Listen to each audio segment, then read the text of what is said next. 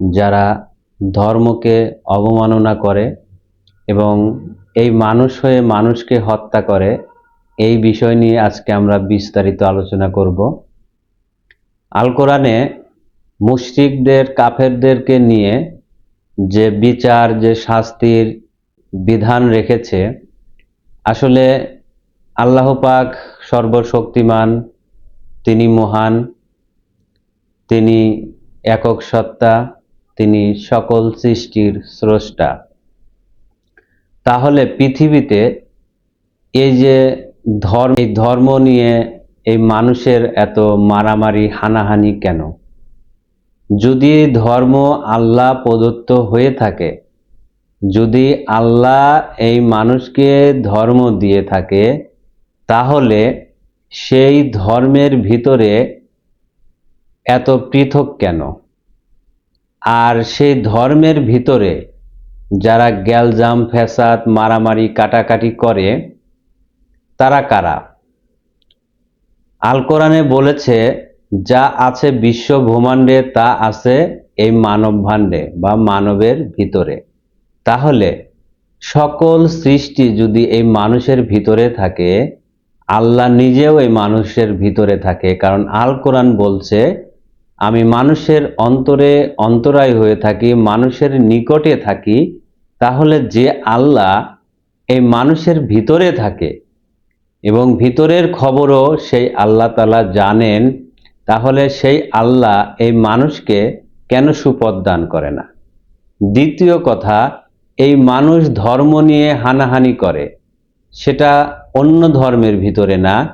আমি মনে করেন ইসলাম ধর্ম মানি, ইসলাম ধর্মের অনুসারী।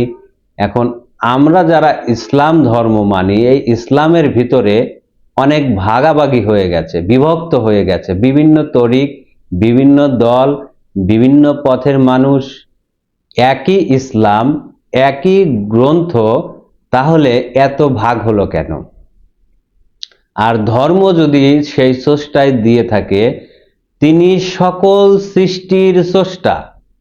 তিনি হিন্দুকে তৈরি করছে, খ্রিস্টানকে তৈরি করছে, বৌদ্ধকে তৈরি করছে, মুসলমানকে তৈরি করেছে, সবাইকে তৈরি করেছেন তিনি।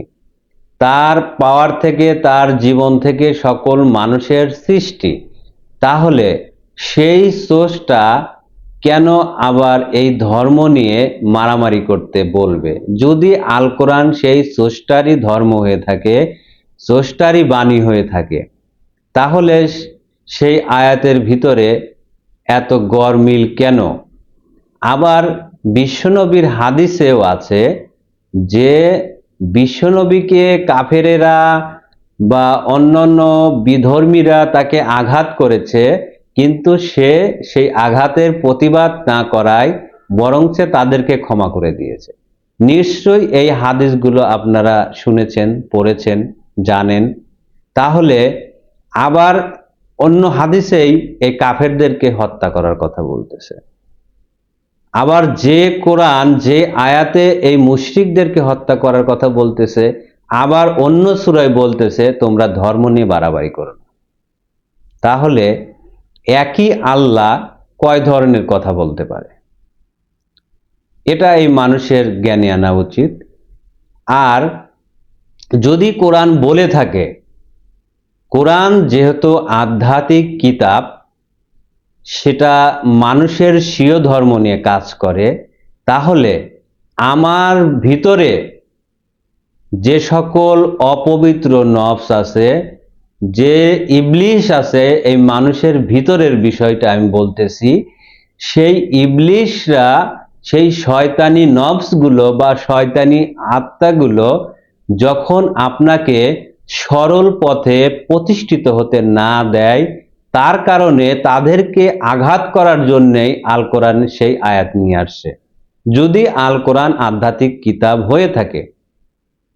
কারণ বিশ্বনবী তিনি একটি জীবন ধারণ করেছেন ধর্ম মানার ভিতর দিয়ে, আর সেই জীবনের একটি দিন আছে, একটি রব আছে। নিশ্চয়ই তার রব তাকে পথ প্রদর্শক হিসাবে এই আয়াত তার উপরেই নাজিল করেছিল। মুহাম্মদ, তুমি তোমার ভিতরে যারা মুশরিক আছে, কাফের আছে, বেদিন আছে, যারা সেই আল্লাহর দিনকে মানছে না, তুমি তাদেরকে হত্যা করো। কিভাবে হত্যা করবে? তোমার ভিতরে সেই তরবারি দিয়ে, ইমানি শক্তি দিয়ে তুমি তাকে আঘাত করে হত্যা করো।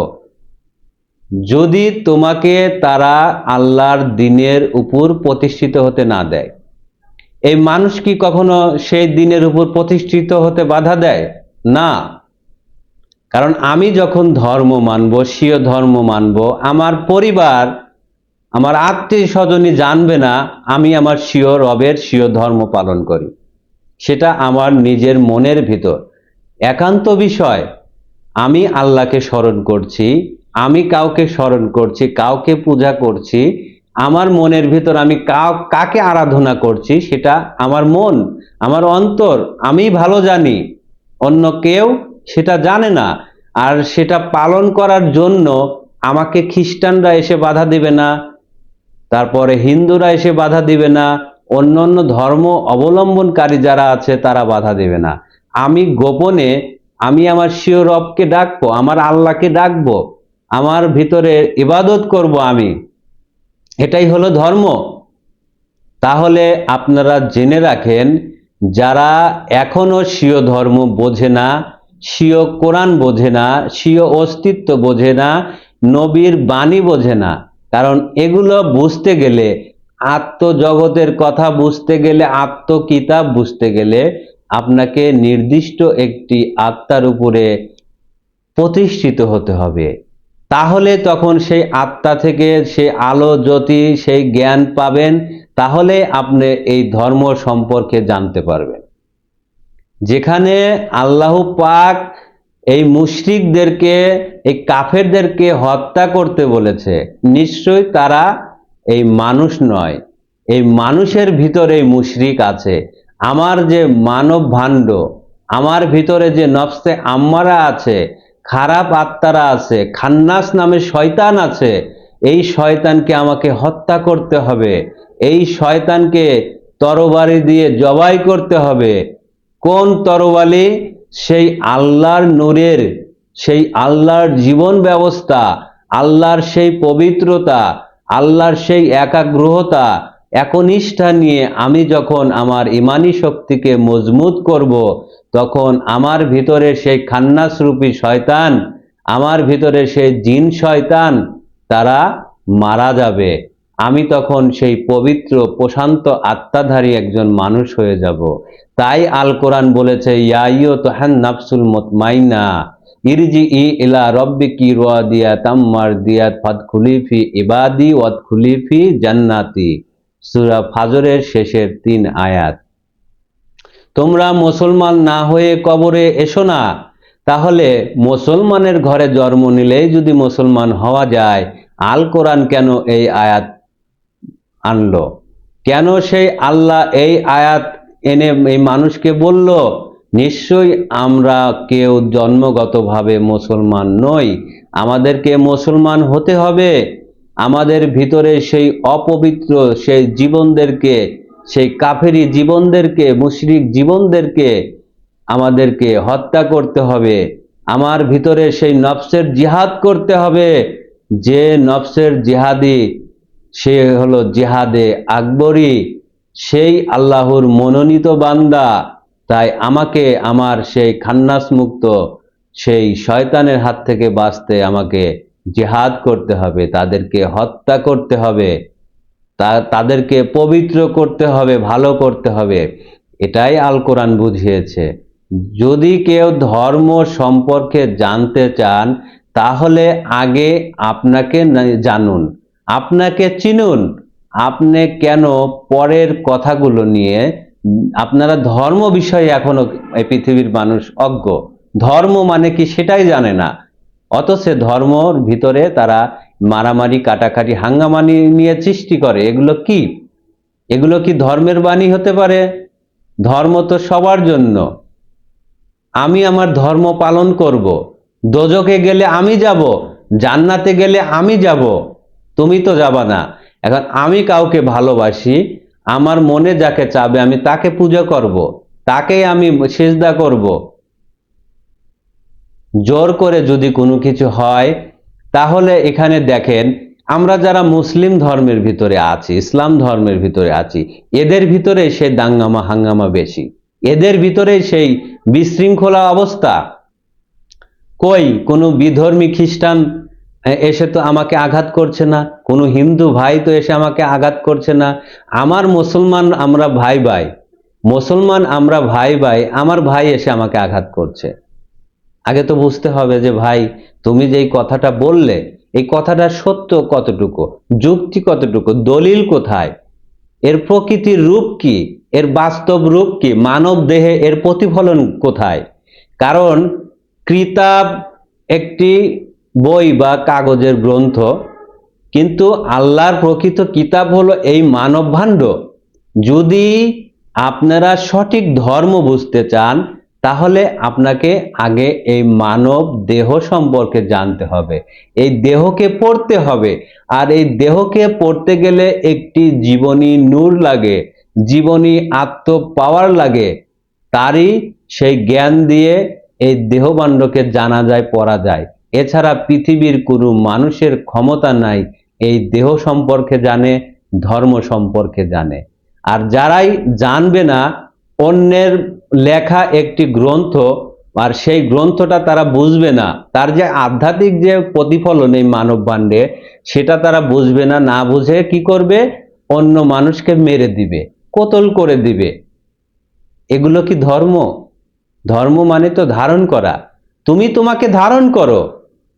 হয়তো আমি একটি কাজ করছি, সেটা তোমার হয়তো ভালো নাও লাগতে পারে, তোমার জ্ঞানে বুঝে নাও লাগতে পারে, তুমি আমাকে জিজ্ঞাসা করো, ভাই আমি এটা বুঝতে পারছি না, এটা বুঝিয়ে দাও, এটার ব্যাখ্যা কি। তা না করে যদি বিশ্বাসের উপরে, ধরেন আমি একটা অপরাধ করছি, মানুষ জানে না যে আমার গভীরতা কতটুকু, উপরে আমি ভালো, আমার ভিতরে তো নোংরামি থাকতে পারে। তাহলে আমাকে বিশ্বাস করে তুমি যদি সেটা করতে থাকো, সত্য যদি অনুধাবন না করো, সত্য যদি না জানো, তাহলে তুমি কিসের ধর্ম মানো? ধর্ম সবসময় নতুনত্ব জন্ম দেয়। ধর্ম মানে ধারণ করা। সব সময় আল্লাহর প্রকৃতিতে দেখেন কিভাবে এই সৃষ্টিরা নতুন নতুন ধর্মকে ধারণ করে। একটি উদাহরণ দিয়ে বলি, একটি গরু ঘাস খায়, আমরা মানুষ ঘাস খাই না, আমরা গরুকে খাই। এভাবে আমরা পোকামাকড় খাই না, কিন্তু হাঁস মুরগি পোকামাকড় খায়। তাহলে ধর্ম একজনের থেকে আরেকজন কিভাবে ধারণ করে, ছোট থেকে বড় হয় কিভাবে, আর সকল সৃষ্টি এভাবে মানবে এসে যোগ লাগে। এটাই হলো ধর্ম, এইটাই হলো ধর্ম, ছোট থেকে বড় হয়, এটাই হলো ধর্ম।